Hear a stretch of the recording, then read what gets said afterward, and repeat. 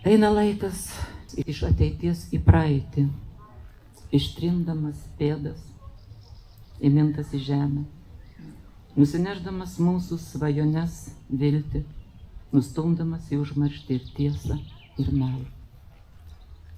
Imperijos žlunga, idėjos pasensta. Išlieka žmogaus rankų ir minties kūriniai. Kaip įrodymas, kad jo čia gyventa, dirbta, mylėta ir auginti vaikai. Žmogaus amžius laikų tekėjime yra trumpesnis už mirksnį akies. To, ko nepadarėme ar nesuspėjome, te mūsų vaikai padirbės iš peties. Adolfas Kišonas.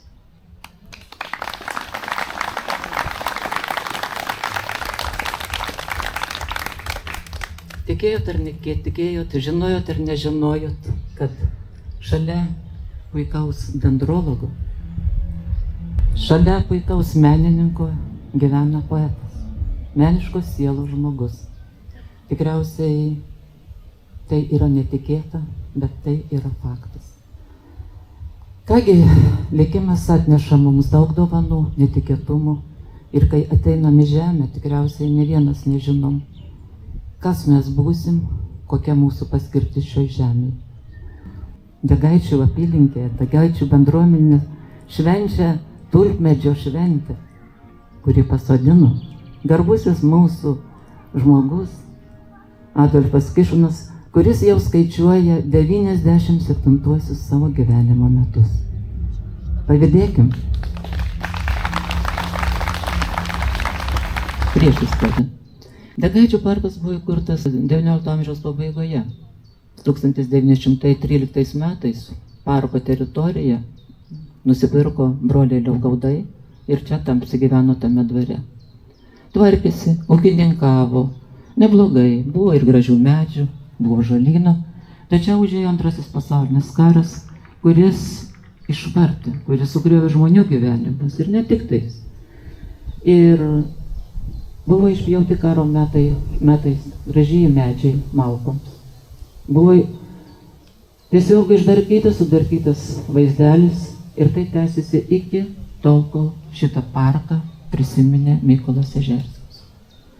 Taigi, su Adolfu sukišę galvą, surėmę galvas, petys petin, 2 metus kūrė planus ir taip gimė Degaičių parko atkūrimo istorija. Su takais, su tvenkiniais, su sodinamais medžiais, su visu tuo grožiu, kuris buvo Adolfo širdyje. Dendrologas. Dendrologas, kuris prikėlė parką, kurio teritorija tarybmečiu išsiplėtė iki 18 hektarų, nuo 6 hektarų. Dabar šiame parke skaičiuojama yra 10 hektarų. Bet pasižiūrėkit, koks jis. Fantastiškai gražus, tvarkingas. Dabar šiek tiek apie paveikslus. Jisai pradėjo tapyti nuo 46-47 metų. Buvo akvareliniai darbai pradžioje, tačiau viską reikėjo palikti. Ir prisimenu tik tai 76 metais, kad jisai turi tą potraukį ir pradėjo piešti jau parko vaizdelius akvareliniais dažais. 76 metais buvo surengta ir pirmoji paroda.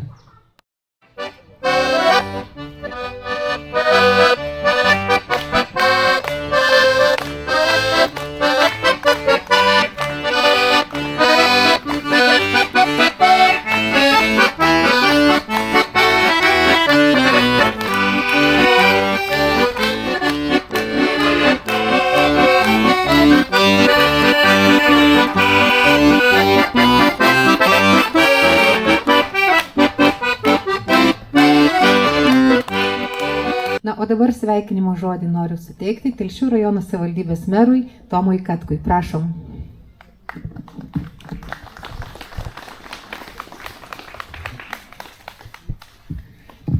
Labadiena visiems susirinkusiems šiandien čia į tokią gražią, unikalią vietą.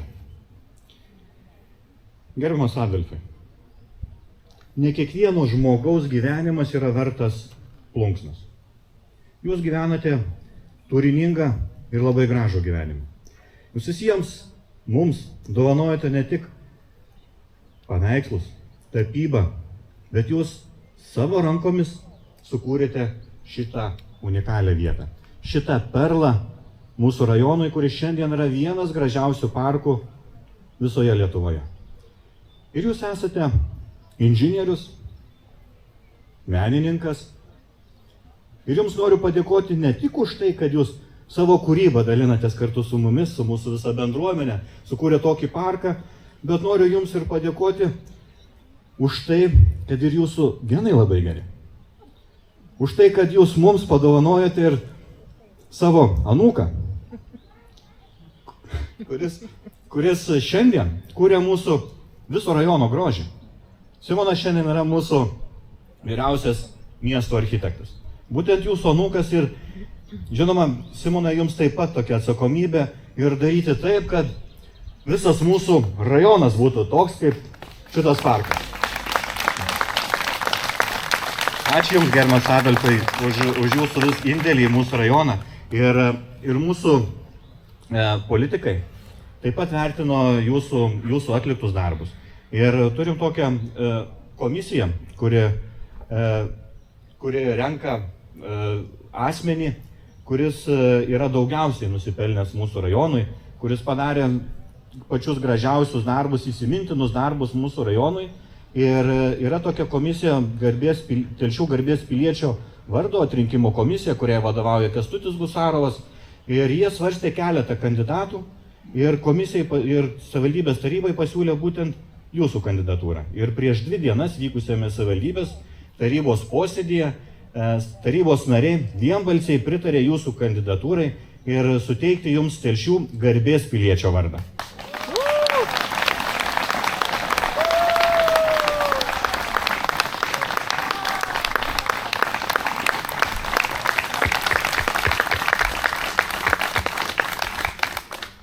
Oficiali procedūra, oficialus inauguracija vyks gruodžio mėnesį, tai jau įprasta per Telšių miesto gimtadienį, eglutės įžiebimo dieną, tai tuo metu bus visa ceremonija. Na, šiandien jumis džiaugiuosi parašyta knyga apie visą jūsų didelį, ilgą, nuostabų gyvenimą. Tai ačiū Jums, simbolinė dovanėlė ir pačių gražiausių. Na, o dabar sveikinimo žodį tarti kviečiu Lietuvos Respublikos Seimo narį Valentiną Bukauską. Prašom. Gerą dieną, brangus Adolfai. Iš tiesų, Elvyra labai gražiai įvedė mus į visą Adolfo praeitą gyvenimo kelią, kūrybą. Ir iš tiesų džiaugiuosi, kad man taipogi teko porą dešimtmečių būti šalia Adolfo šitoje gražioje vietoje, kiekvienais metais, tai šventėje, tai su dviračiu atminus, pabūti prie vieno, prie kito to medžio. Ir žmogus ateina į pasaulį su tam tikra misija. Ir jis ateinant sukurto pasaulio ant tam tikrų vertybių, kur aš esu kažkada minėjęs. Ir žmogaus gyvenime yra išsaugoti tas, kas yra sukurta. Ir ne tik tai išsaugoti, bet ir turi sukurti kažką, palikti, kad auganti karta galėtų saugoti tą, kas dar yra sukurta. Ir Adolfas iš tiesų išsaugojo ir sukūrė, kad mes, mūsų augantis vaikai, anūkai, taipogi turės tą kūrinį atnaujinti, saugoti, pildyti. Tai yra būtent ta misija žmogaus, kur Adolfas atliko labai reikšmingai ir įkiliai. Džiaugiuosi, kad teko įprasminti ir kreiptis į vyriausybę 18 metais, kad būtų pripažintas šitas Degaičių parkas kaip nacionalinis valstybinės reikšmės. Ir tai buvo pasiekta. Ką meras įvardėjo prieš 2 dienas taryba balsavusi su didžiu pasididžiavimu. Džiaugiausi, kad galėjau teikti rekomendacijas būtent jūs, mielas Adolfai, kad jūs taptumėt ne tik tai esantis Degaičių garbės pilietis, bet ir mūsų žemaitiškos sostinės, Telšių miesto garbės pilietis. Tai mano širdį tai yra didžiausia dovana, kad jūs vienbalsiai buvote pripažintas. Ir aišku, dėkokime ir komisijos pirmininkui, kuris galbūt turėjo lemiamą žodį šitai vietoj. Tai, brangus Adolfai, aš gyvenu dabar tokiam laikmetį, kad nieko negaliu jums dovanoti. Bet aš kaip tas žemaitis ir kaip tas paprastas lietuviškas ąžuolas, vien galiu tik tai apkabinti jūs. Apkabinti ir pasidalinti savo sielą, kaip ir medžio energijos sukaupta, kad jūs tikrai sulauktumėt šimtmečio. Šimtmečio kaip tie mūsų šimtmečio ąžuolai. Žemaitiški, lietuviški. Ir kad ta jūsų tvirtybė ir ta ramybė, kiek aš su jumis bendrauju, ir tas jūsų žvilgsnis išliktų visuomet toks paprastas, toks šiltas ir toks mielas ir jaukus. Ačiū, kad jūs esate ir dar kartą dėkoju, kad ta dovana yra neįkainojama.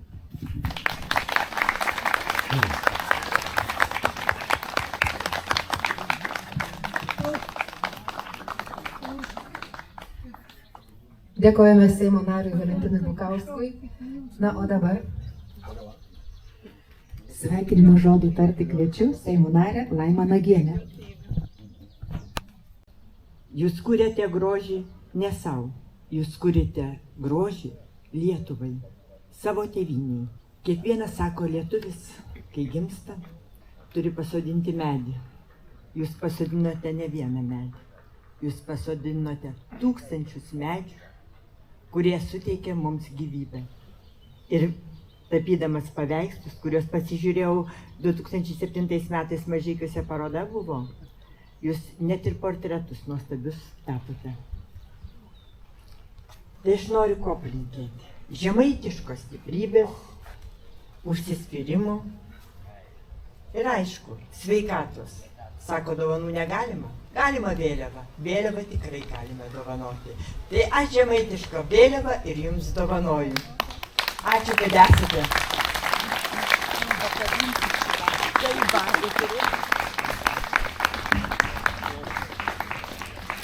Gerbiamas Adolfai, mums didelė garbė, kad jūs gyvenat mūsų kaime. Tuo labiau didelė garbė, kad jūs esat mūsų senjoro klubo narys. Tai mes labai džiaugiamės jūsų visais talentais, bet be abejo, vien kas sukurta talento neužtenka. Tai yra ir didžiulis darbas. Kiek įdėta darbo šiame parke, kiek jūs atidavėt savęs, tai kas liks ateinančiom kartom, kuo visi galės džiaugtis. O palinkėti aš jums noriu tų ąžuolų stiprybės, kurią jūs labai labai mylite, ir šeimos šilumos. Labą dieną visiems. Tai, man atrodo, kiekvienas, visi Lietuvos rajoną galėtų mums pavydėti tokį žmogaus, kokį Degaičio tar. Nes kiekvienas mūsų medėlis yra apčiupinėts, prižiūrėts, kur nors kitkom pasodinsi, apkerpsi, visą laiką Adolfas pirms pamatys. Ir be nuo žinios nieks čia, žinokit, nevyksta. Tai mes labai džiaugiamės, kad turėjom bendruomenę tokį žmogų, katras myl parką ir mes jums mylam ir gerbam.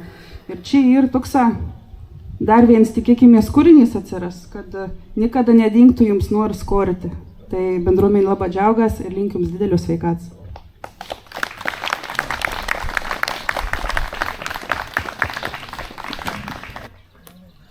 Na, o dabar norėtumėm pakviesti dendrologus, profesorius, mokslo daktarai. Čia yra gerbiami suvažiavę iš visos Lietuvos. Taigi žodis jums ir noriu pirmiausia pakviesti mokslo daktarą, dendrologą Laimutį Januškevičių. Prašom. Mielas Adolfai, visų pirma, norėčiau padėkoti jums už tuos ilgus nuoširdaus bendravimo metus. Kaip aš paskaičiavau, tie metai tęsiasi 45 net. Priskaičiavau. Mes kolegos, dendrologų draugijos pirmininkas, dabartinis Arvydas Rutkauskas, profesorius Juknevičius, kurie irgi tarsim žodį. Mes norime jums padovanoti irgi knygą apie Lietuvos parkus. Bet šitoje knygoje nei vieno gražesnio parko kaip Degaičių tikrai nėra. Ir nesuradau, ieškojau ilgus metus. Kaip profesorius Kešonas yra gerbiamas ir žinomas visoje Respublikoje, bet ne tik Respublikoje, ir pačioje valstybėje Žemaitijoje, kur žemaitiškas užsispyrimas jam leido būti, kaip sako visi poliglotai, o čia polispecialistas. Ir jis pirmasis yra, reiškia, Kauno dailės technikumo studentas, tai irgi galima pagerbti. Tas užsispyrimas galbūt ir verčia konkrečiai ilgai gyventi. Ir norėčiau išbarti gerbiamą kolegą, kad jis sako, man užteks, kad gyvenčiau iki 100 metų. Jeigu gerbiami žemaičiai užsispyrę esate, nepasiduokite ir gyvenkite ilgai, sukurdami tokį gražų, puikų parką. Ir tie medžiai atrodo, lyg tai būtų pasodinti, jam kitos vietos ir nėra. Jam pati gražiausia vieta, jam tinkamiausia vieta yra čia, o ne kitoj vietoj. Tai mano nuomonė, kaip dailininko akis pasako, ir geras protas pasako. Ir tuo pačiu norėčiau padėkoti ne vien Kešonams visiems, kurie irgi taip pat užsispyrė, ir seselę pažinojau anksčiau, labai puikiai moteris buvo. Bet kartu norėčiau padėkoti ir rajono valdžiai ir seniūnijai konkrečiai, kurie padeda puoselėti tai, kas sukurta, tai, kas padaryta žmogaus. Tad linkiu sėkmės būti užsispyrusiam. Aš vėjuosi konkrečiai pagal viską gerbiamą žmogų, kaip sakoma, bet nesugebu konkrečiai tiek turėti specialybių, kaip gerbiamas Kešonas. Tad aukite, žydėkite, laikykitės ir būkite ąžuolu ar kitų kietmedžių.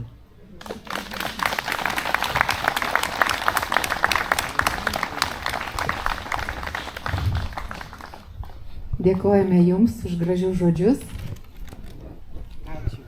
Ir dabar noriu žodį suteikti Lietuvos dendrologų draugijos pirmininkui Arvydui Rutkauskui. Prašom. Labadiena, pagarba visai bendruomeniai. Čia ką aš negaliu nieko, kaip sakyt, vertinti, kadangi esu gal antrą kartą nuo gerbiamo Adolfo, trečia gal jau antrą kartą nuo draugijos kūrėjų mūsų, dabar aš esu pirmininkas paskutinius 15 metų.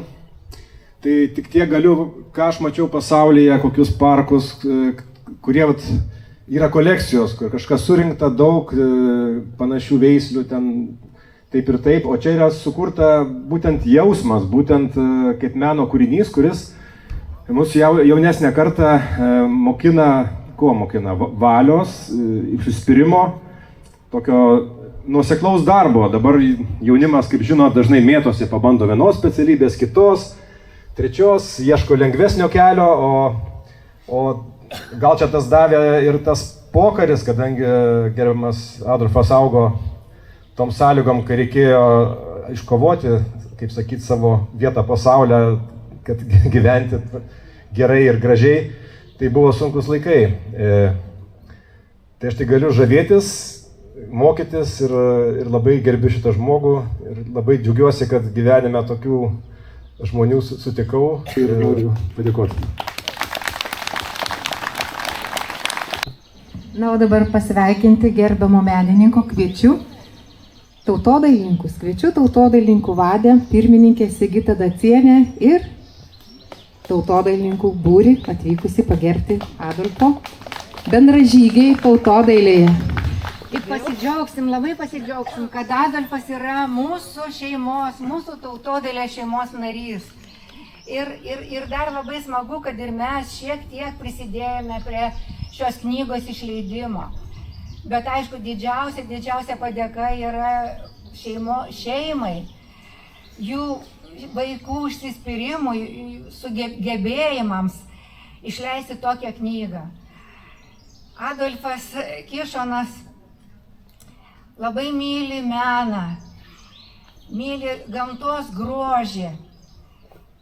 Ir tai padėjo ir jų vaikams labiau pažinti gyvenimą, mylėti gyvenimą. Tai žinau, nes bendraujam daugiausia su dukra Vitalija, kuri be galo rūpinasi tėčiu. Kaip ji nori, kad jis visko domėtųsi, kad kažką vėl naują pažintų, pamatytų, kaip dalyvauja kartu renginiuose. Tikrai yra labai didelis ačiū Vitalijai. Kad išsiskirti, tik nemeluon, kad išsiskirti.